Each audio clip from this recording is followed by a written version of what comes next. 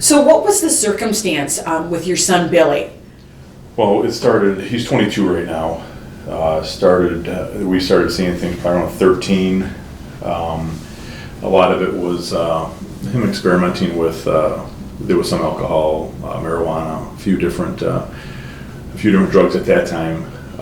And when you say circumstances, what do you mean by circumstances? Like when you first discovered the drugs and Okay. alcohol. Yeah. That's what we came across, and we tried a lot of different things then, from grounding him and trying to keep him from certain people, and different ways of trying to correct it at that time. But most of it failed because he found ways to still access them or access the people he was hanging with at the time. And so how did it progress? What was the progression for you guys? You discovered he was starting to experiment, you tried grounding and things, and then where did it go from there? I think a lot of it was he just really enjoyed the feeling he got, so it just kept escalating to, different drugs. He would try anything, his friends were trying. And when did you discover our son has an alcohol or drug problem? We need to really go beyond grounding and we need to do something. Probably, I would say 16. 16, yeah. Okay. And at that point, we felt it was out of our control. We could no longer stop, so we did we went to some therapists at the time, took him to an addiction doctor, and then finally to rehab when he was 17. And how did that first rehab go for you? Not very well. Okay. He fought it the whole way there. He didn't feel he had a problem, and he didn't need rehab. So it was rough. It wasn't his choice. We took him there and basically admitted him ourselves. And there was some decent results by the end of it, but he fought it the entire time and hated it. And that was at 17, you said, or 16? That was 17. 17, which is the typical age, I know, at Rosecrans. That's our median age that is being admitted, and the exact same experience. Nobody goes in with a big smile on their face. I can't wait to do this, Mom and Dad. Thanks for intervening. So you went, he was reluctant, he came out of there. You saw a little improvement, or was it business as usual? No, he came out and he had a totally different outlook. It was on pretty everything. much, I would say, the last week of, he was there for just over 40 days. In the last week, there was some effort on his behalf that he was trying and going with the program. And when he came home beginning of December, put a lot of effort into it for about 3 months. And then it started slipping. And it really was as soon as he started associating with the same friends again, thinking he could do it. We even had conversations about it, and he said, it's fine, I can do this, I understand, and I don't want to go back to that, and that's really what led up to it, as soon as he put himself back into that same environment. And I'm guessing for you as parents, there was probably, hey, we got him rehab, he's improved, he's telling us everything we want to hear. Were you pretty hopeful at that point? Very. Very. Even while we were there, we had throughout the whole, it's probably the first 30 days he was there, we did not think he was going to come out and change anything. So when he did come out and the effort he was putting in, we were very hopeful. Okay. And what happened after that experience? When did Billy slip again? Well, like my husband said, once he started talking to his old friends and, just kind of, falling into the same old patterns. Then he had a friend who actually passed away, and I think that kind of put him over the edge. Yeah, that was his first real relapse, once his one friend died. Was it a drug and alcohol related that Yes. his friend overdosed Yeah, or something? Mm-hmm. And you see a lot of that now with, when I was counseling and doing direct therapy, so many of my patients knew somebody, and then that just triggers that grief and loss, and then they use, and the vicious cycle keeps going. Yeah.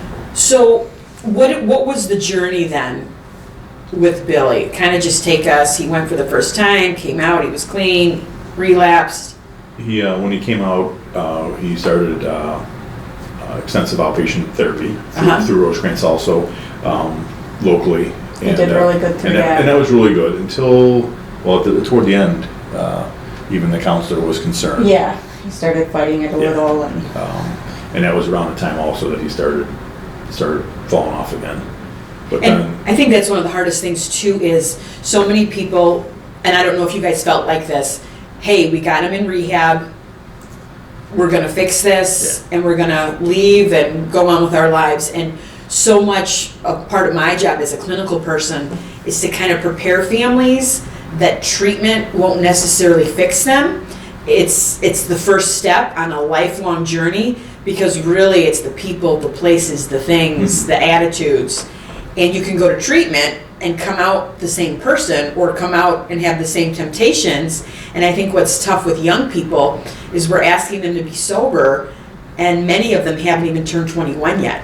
Right. And it's a tough sell to young adults. Did you guys experience that? Or Absolutely. Oh, definitely. And we did with, on that same topic, we did have a lot of trouble understanding the fact, and they were trying to explain to us that, relapse is part of recovery, and they were preparing us for the next time he relapses. And this was the first time we had any experience with any kind of rehab.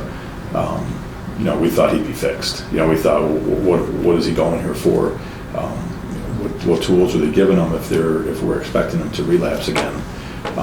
They said not every time, but it is part of recovery that you do fail again. right. So it was hard to accept that. Oh, sure, because you must be so frustrated and tired by the time you get to that door that there's this relief. Okay, now the end is in Right. sight. Yeah. And then to start all over again. Yeah. It can be so exhausting. So through this journey, how many times has Billy done treatment, or what other things has he done? He said he's been to rehab 5 times. Okay. And at different places. He's tried different places. He's tried moving out of state a couple times to thinking if he could get far away from his surroundings, that would help. That hasn't worked either. Well, and in the clinical world, we call that geographic relocation. Mm-hmm. And the thing I always tell clients is that you go with you wherever you go, and they just have a habit of, if you haven't done the internal work that you need to do, or your attitudes haven't changed, you will gravitate and find the exact same people no matter where you Yes, go. we have seen that. Yeah. It's a comfort level for him. He goes to people that accept him for what he does. Sure, And, which is pretty normal. Mm-hmm. How have you guys taken care of yourselves through this process? What have you done to keep your head above water, to stay sane?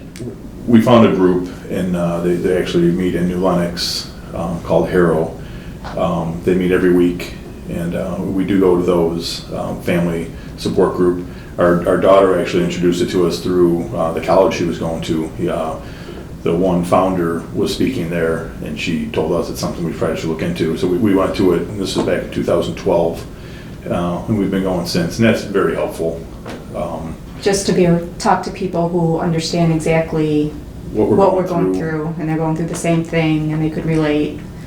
Did you feel very isolated throughout this process? Did you feel yourself withdraw from family or withdraw from friends? I wouldn't say withdraw, but it was a secret. It wasn't Okay. something that was talked about for years. Yeah. Okay. And what was that like to carry? It made a huge difference once we did open up and talk about it. We were able to, at that point, just get it off our shoulders, because they knew something was going on also, but we never had their support because we didn't reach out to them or ask for their help. So it was just kind of hidden, our problem, and we just tried to deal with it ourselves. But but it actually enabled him even more when we were helping him with this secret, that we were hiding it and pretty much making it okay that he was doing this, keeping it from the rest of the family and friends.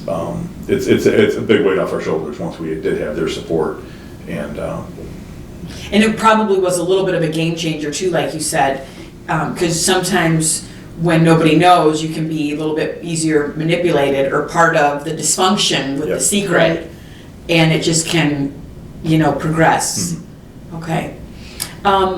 What did you wish you would have known at the beginning that you know now? I would say probably one of them was how we do enable him and cater to him, and most of it's just trying to, because when he has good days and he's not using or he's putting effort in, we want that to continue and last forever. So a lot of times we'll find ourselves doing things just to please him and make him happy, and it's really the worst thing for him. But so I was and then probably education on it. We didn't in the beginning, we weren't helping ourselves at all. It was our secret, and we weren't seeking any help. So it did help a lot once we went and started going to family support. But also, the more we learned about drugs and addiction and the problems that come with them, it's helped us a lot. It's interesting that you say that, because sometimes families will say, look, it's my son or it's my husband or it's my wife that has the addiction, fix them. And when we want to bring the family in and help them learn what they can do different or educate them, sometimes people really react like, well, I'm not the one with the problem, so why do I have to go to groups? But do you see how the whole family system got sick? Oh, definitely. Yeah. Because we have two other daughters that it affects them also, and there's a lot of, I don't want to say neglect, but that we're not there for them, things they need. They're both older, but still, that we cater to him so much and his needs, and always concerned about what he was doing. That it definitely affected the whole family and our parents and our extended family also. Sure, and I think that's so normal and natural, because it's kind of like wherever the crisis is, that's where our attention goes. Yeah. And then it sounds like, did you guys then really shift the focus from being on Billy to, okay, it's got to be about us and it's got to be about the family, as much as we love him and we're going to support him, we've got to shift. It was very hard to do. Yeah. And we still struggle with it. Oh, sure. Do you feel like it's gotten better where you can recognize, okay, maybe I shouldn't do that, or I'm enabling that, or? I think we recognize that we're doing it now. We still find ourselves doing it, right? But now we recognize it and talk about it and stop ourselves a lot of times. Right. Well, and I think the enabling, that's really birthed out of, your love and loyalty to your kid. Yeah. In and of itself, it's not a bad thing. It's your natural inclination. However, with addiction, it can really, like you said, add to it, or you can be played, so to speak. Emotionally manipulated, we talk about, by those 4 big emotions: guilt, fear, hope, and sympathy. And you want to believe them. You want to, but it's oftentimes we get pulled in. Yeah, absolutely. I know part of Billy's story too. I just, if you would talk about the Narcan. I know you guys were educated with that, and so many people. Now I know the first responders, Orland Park, are now carrying the Narcan or naloxone. Can you talk about that, or? Well, I'll let you talk about that. Well, through Hero, they had an organization come in and do Narcan training and distribute it for the families also to have on hand if it was ever needed. In April 2014, we did end up needing it. Our son overdosed. He was actually dropped off on our front lawn by someone he was with, and there was he wasn't breathing, and we couldn't feel a heartbeat or anything. But we got him in the house. My wife called 911 while we administered the Narcan, and it did bring him back. Even when they brought him to the hospital, the doctors and nurses told us that without that initial injection that we administered, he wouldn't have survived. For how long he would have been not breathing. And wow. So that saved his life, and you just happened to, unbeknownst to him, have that and had been educated through the support group you were attending. Correct. Right. He didn't know he had it. Yeah. Until he woke up in the hospital and learned what happened. Okay. Unfortunately, that wasn't the first time he had been given it. He's overdosed a few times, and that was maybe the second time that he needed it, second or third. But I believe it's been 5 times that it saved his life. Wow. That's, yeah. And sometimes people want to make it controversial, and my thought is always, well, if you're not alive, there's no controversy at all. I mean, there's no, you can't do anything if you're not alive, and addiction is powerful. Yeah. Very few people kick it in one go. Mm-hmm. Where are you guys at right now? Where is Billy at right now? Right now he's living in a sober living home. He's working, trying to figure it out. Right now he seems to be in a pretty good place, really, working a program. So just wait and see. He put himself back in rehab beginning of December. Okay. And got out sometime early January, and then from there he pretty much right away found this home. It's on the north side of Chicago, and Okay. it's a good place. He's happy there. And there's some structure, and it seems to be working pretty well for him right now. So. And how do you guys feel now? Do you still attend the support group? Do you feel different than when you first started, or in some ways do you still feel the same feelings? We still attend the support group, and I personally feel I'm always waiting for the next time he relapses. No matter how well he's doing,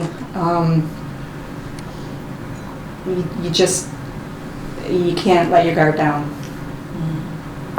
This isn't the longest he's made it. It was about close to 6 months is the longest he's made it between a relapse. But this is probably the most effort he's personally put in without us trying to make it our recovery. Right. Yeah, that's a good point. I always tell families, don't work harder than your loved ones, but easier said than done, because oftentimes we want it more, and we're more invested in their recovery, and even as counselors it happens, and you have to take a step back. Do you feel like Billy, throughout this journey, has gained some insight into his relapses, or into kind of what drives him to go back, or? Absolutely. I mean, as much as it's hard to accept that he's had to go to rehab so many times, and every time he does go, it's about a week or two into it that he feels it's the same thing, and I've learned this before. He does come out with, a lot of it is the same tools he learned before, but he does come out stronger, because he knows he can't do this himself, and it needs that start a lot of times. So he, I would say that every time has helped more. I don't know if that makes sense. But, oh yeah. Well, and like I tell people too, it works if you work it, mm-hmm. and I've had so many clients that literally they could teach the class. I could say, hey, get up here and teach it because you know this stuff, but knowing it and doing it are two different things. And it is hard without that sober structure around you. So it's good that he's got some sober structure around him. Right.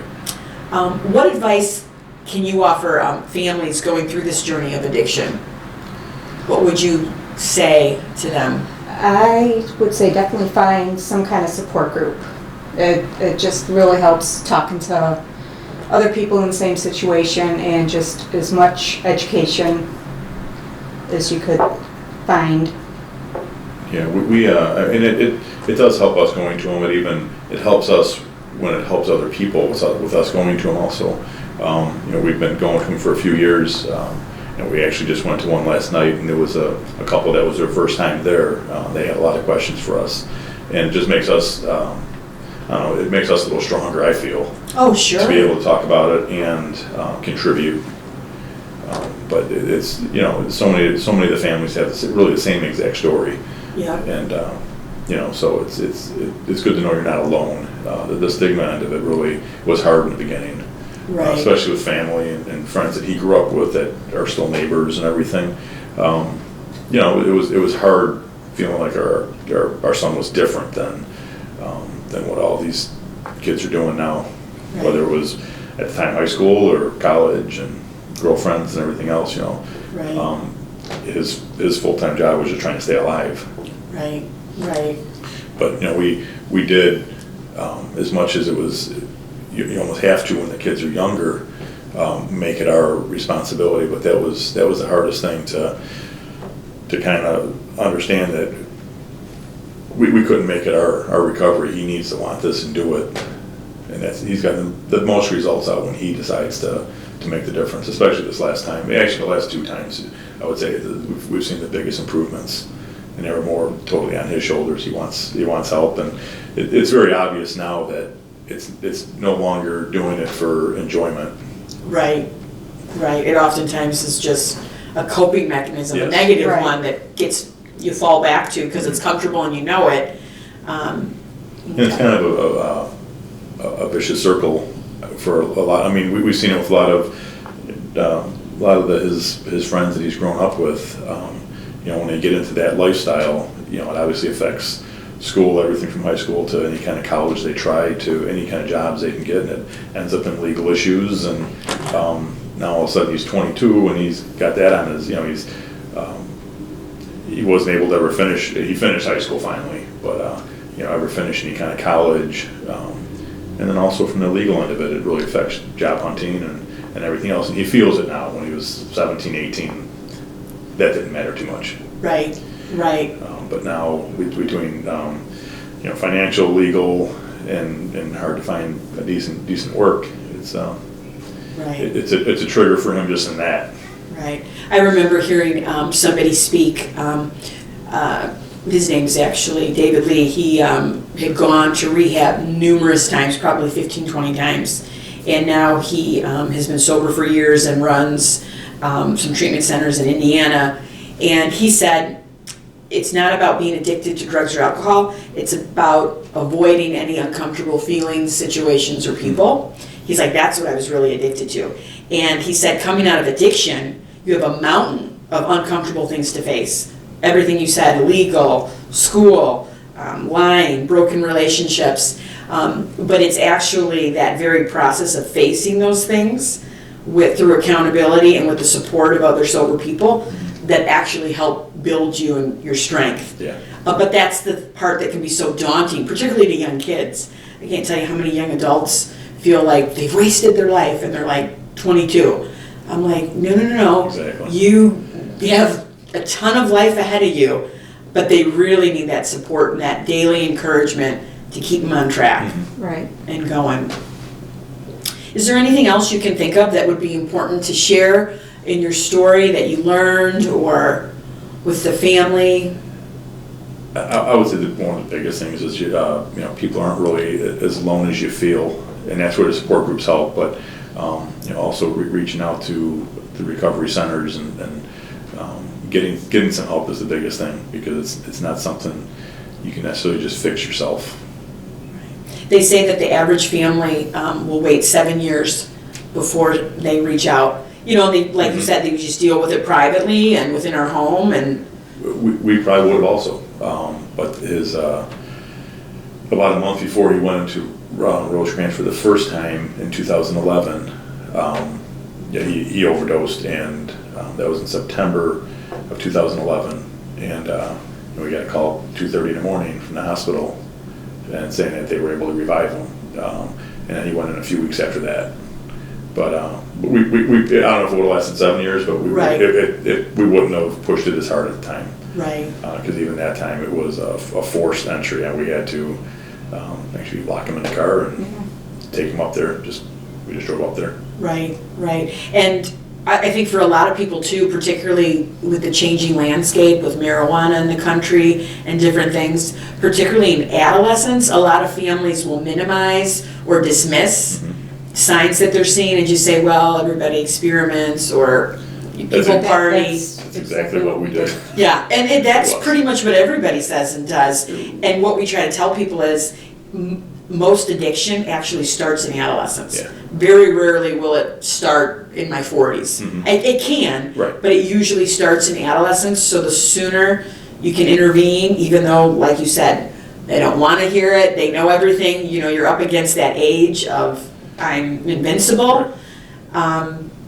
You guys have really done a lot of the right things through seeking treatment, getting a support group, and even giving back the way that you are now. Because I tell families all the time, as much pain as you've been through, and no one would want to do this, there's purpose that can come out of it. And I think you guys, it sounds like you found that.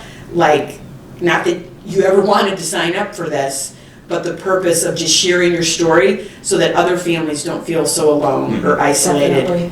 And like you said, the couple that you met last night, you knew exactly what that was like to be the newbies in the group. Well, that's what it is. They don't know what to expect because their son comes home in a week. He's in rehab for the first time, and they're very scared and nervous, and they don't know what to expect. And so for them to be able to talk to the group and hear stories, and it kind of upset them a little bit to hear how many families went through it so many times. That was the first they really heard that, but they had a lot of questions, and I know felt a lot better when they left. And that's really what it's all about, just doing the best you can through this and seeking the help and the professional support. And I think too, a lot of people do try to go it on their own, and sometimes with drugs and alcohol, it's because of that stigma, I think, and let's just keep this in the house. But very few people would do that medically. If their kid was sick or had a fever, they'd go right to the professionals and they'd start following, you need to, whatever, take this medicine, be in bed. But oftentimes with mental health or with addiction, sometimes we just feel like, oh, no, we know what we can do or we can handle this. And that's what we hoped early on. We were hoping it was something we addressed it with him, but we were hoping it was something he'd grow through, and it was just something he was experimenting with until it got to a lot of the hardcore medications and different things he started messing with. Right. Okay, thank you so much for your time. Welcome.